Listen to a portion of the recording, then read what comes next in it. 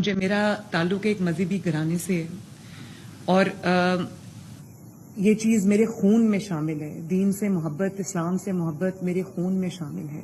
मोहतरमा मरीम नवाज साहबा इस वक्त सूबे पंजाब की जो पॉपुलेशन के लिहाज से पाकिस्तान का सबसे बड़ा सूबे उसकी वज़ीर आला है। मतलब सूबे की पॉपुलेशन के लिहाज से ये सूबे पंजाब की रिप्रेजेंटेटर है किस्म से। अब ये कह रही हैं इस वीडियो में कि इस्लामिक पॉइंट ऑफ व्यू से, इस्लामिक वैल्यूज़ के हिसाब से इस्लाम जो है वो हमारे खून में, रगों में, दिलों में बसता है। हम इस्लामिक पॉइंट ऑफ व्यू से, इस्लामिक दीन से बहुत प्यार और मोहब्बत रखते हैं। इनका ताल्लुक़ बकौल इनके के एक मजहबी घराने से ये ताल्लुक़ रखती हैं। तो इसी हवाले से मौलाना फजलुर रहमान साहब का एक बयान था कि पाकिस्तान में औरत की हुक्मरानी या मुसलमान इस्लाम में औरत की हुक्मरानी जो है वो मौलाना फजलुर रहमान के बकौल नाजायज़ करार दी गई थी। आज मौलाना फजलुर रहमान साहब खैर इस बहस को छोड़ें, उन्हीं के साथ उन्हीं की सफ़ों में जाके खड़े होते हैं, तो उस बहस को आप छोड़ें।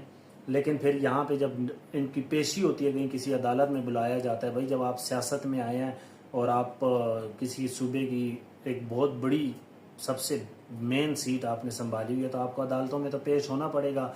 तरह तरह के इल्ज़ामात लगते हैं, मुलजिम ठहराए जाते हैं। मुजरिम तो बात की बात है जब वो साबित होता है उसकी, लेकिन जब आप मुलजिम ठहराए जाते हैं तो आपको अदालतों में पेश होना पड़ता है। जब अदालतों में बुलाया जाता है तो फिर इनकी पार्टी की जानिब से या इनकी जानिब से जो भी इनका नज़रिया उस वक्त डेवलप्ड होता है, जो भी बयानियाँ डेवलप करते हैं, कि फिर इनको इस्लाम और दीन और मजहबी घराना याद आ जाता है कि हमारा ताल्लुक़ मजहबी घराने से है, हम भाई अदालत के सामने पेश नहीं हो सकते।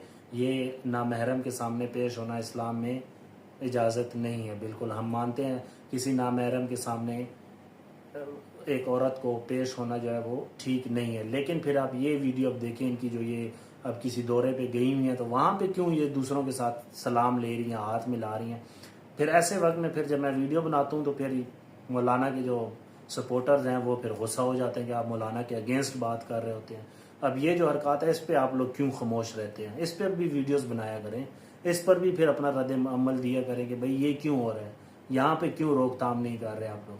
कम से कम कोशिश तो कर सकते हैं ना, आवाज़ तो उठा सकते हैं इसके अगेंस्ट।